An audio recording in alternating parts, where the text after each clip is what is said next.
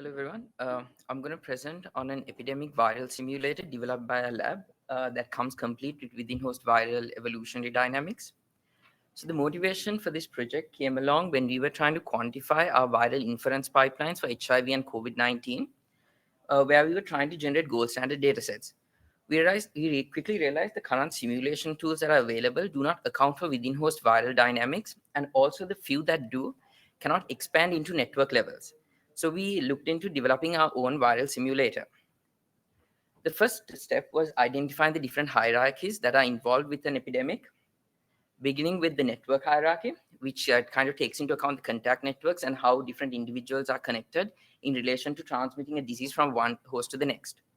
Looking closer into the hosts or the nodes that are involved in these networks, we realize that different networks have different types of individuals. So there's heterogeneity between the nodes, and based on their behavior patterns, it varies on how they infect one host to the other, and the variable transmission bottlenecks and the viral populations within them have to be taken into account. Looking closer inside the host themselves, we realize that there are different host structures, and then based on the different host structures, which come in the form of tissues, and then based on these tissues, there are different cells, and the cells have different affinity to the viral particles. And then within the tissues itself, there can be migration of the viral particles from one tissue to the next. Then finally, looking at the viral genomes themselves, we took a segmented approach to the viral genome where you can actually break down the viral genome based on mutation recombination hotspots. And these hotspots themselves can have different mutation rates, substitution-based models, and then based on the variation that they accumulate through their life cycle, you can have different phenotypic responses that can come in the form of fitness, survivability, and even affect the virus's machinery, such as proofreading. We developed a three-step architecture to kind of encompass these five different hierarchies that begin first with parameterization, where the user can parameterize the software across the five hierarchies using JSON scripting.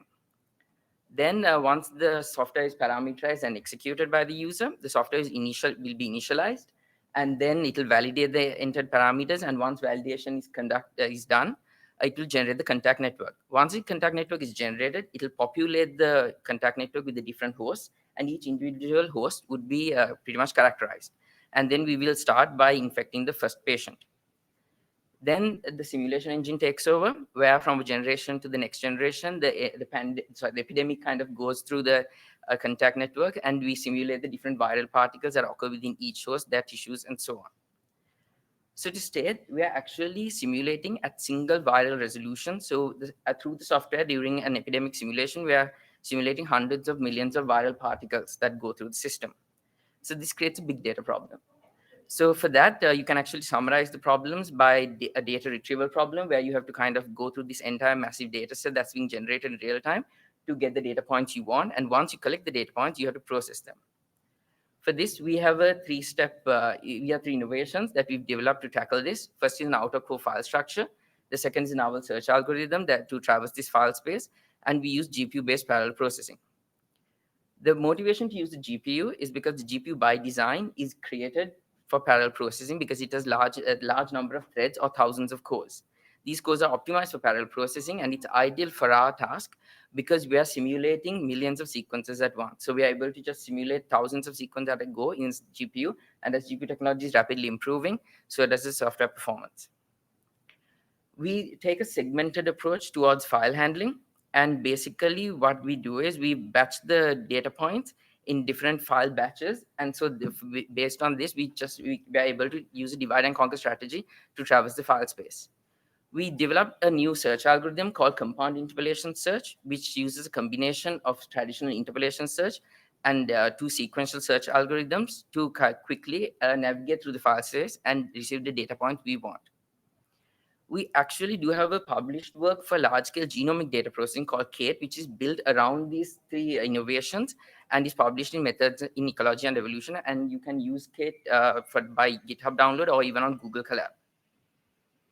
So coming back to Apollo, I'd like to show some tests and simulations that we've conducted. So the first, we started with benchmarking the software, where we want to evaluate how processing time changes with the increasing workload, which we take in the form of the within-host viral population size. We tested how the processing time changes based on different mechanics, such as mutation and recombination, and as well as how the software performs under different hardware. So our baseline tests were conducted on Compute Canada's Beluga platform, and we saw that we had a linear increase in processing time in relation to the population size. So this is in a computer science sense, this is good news. So then when we added the mutation recombination mechanics, and then we also saw that this linearity was maintained. And when we tested on different hardware platforms, for example, we went from Beluga's V100 to Compute Canada's Naval's A100, which is a much faster GPU. We saw, as expected, the software's performance increased greatly. So to summarize the benchmarking, Kate is capable of having a linear increase in processing time, and which shows that the software is scalable, and it's also able to adapt to the different hardware resources that are made available to it. Then we conducted a series of tests to validate the mechanics that we have implemented in the software, for example, the mutation recombination, the population behaviors, and so on. And we observed fixation under genetic drift, mutation, the effects of selection forces, and even the software is able to conduct quasi-species simulations. Next, we wanted to kind of validate our simulations and support them using real-world clinical data. For this, we obtained a series of HIV patient data through our collaborators at the Southern Alberta Clinic. And our goal was to pretty much use the first time point of HIV sequences to reconstruct the entire events that occurred within a patient. And then we want to simulate the viral population trends that occur within the patient tissues, and also analyze the cross-tissue migration patterns. Another goal of ours was to retrieve the real-world sequences that occurred at different time points by starting off only with the first time point sequences. So we were provided with HIV sequences from the pole region, and from that also the reverse transcriptase region. The sequences spanned across 5 different tissues, and they had a collection point of which spanned about 2 years and 4 months of sequencing information. So then we conducted pretty expansive simulation test. And as you can see, we were quite successful in simulating population trends that occur within the tissue. For example, the initial exponential increase of the viral load within the host. And then once our therapies started, the population load drops. And then as the most adapted strains kind of start to accumulate, there's again a resurgence of the viral population. We were also able to capture sequences that were sampled at different time points. And the software, as these are simulations from the ground up, where we have additional layers of information. For example, the frequency which these sequences occur and these strains occur at different time points, and as well as their pedigree and their ancestral information. Finally, we came back to our original problem, which is to create gold standard data sets to validate our inference pipelines. So we created an epidemic across 200 individuals who were connected by an ethos-linear contact model. There were 3 different types of individuals which we populated the network with. The first was the default individuals who, if sampled, would stop infecting. Essentially, individuals who would quarantine themselves if they identify themselves with the disease. Next, we had lost to follow-up individuals who would just remain in the population being infectious even though they are sampled, and partial loss to follow-up, who are individuals who would just reduce their infectivity if sampled. So this ethos-linear contact network then translates into this kind of complete infection network. And since we did sampling at random time points using our sampling mechanic, we get this form of sampled network. So the green nodes are the ones who are sampled, and the gray nodes are the ones who aren't sampled but connect to the sample networks. So this is our gold standard. We then took the green nodes data, which is the sample network data, and piped it through a standard inference pipeline, which is based on BEAST and TransPhilo.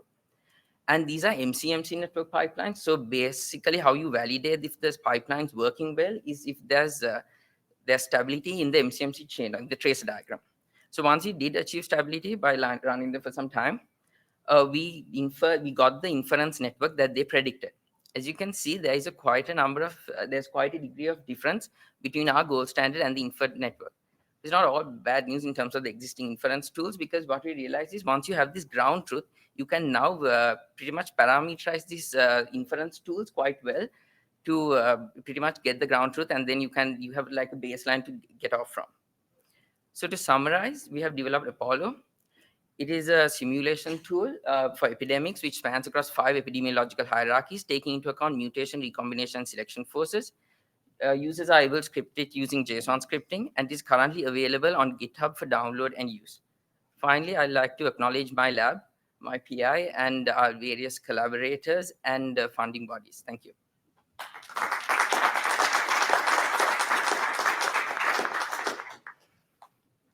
I'd like to invite anyone who has any questions to the front. Any questions for Deshan?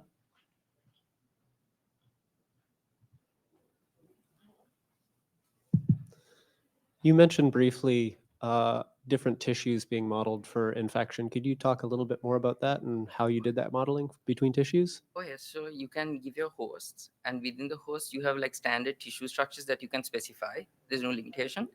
And then you can map the migration between these tissues, as well as you can give like in terms of tissue roles, like exit entry tissues that will, the population load which will contribute towards the host becoming from susceptible to infectious.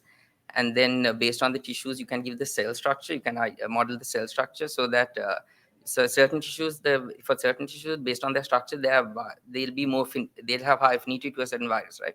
So you can model that as well. These are all distribution parameters that you give using, you script it using JSON scripting formats. Yeah.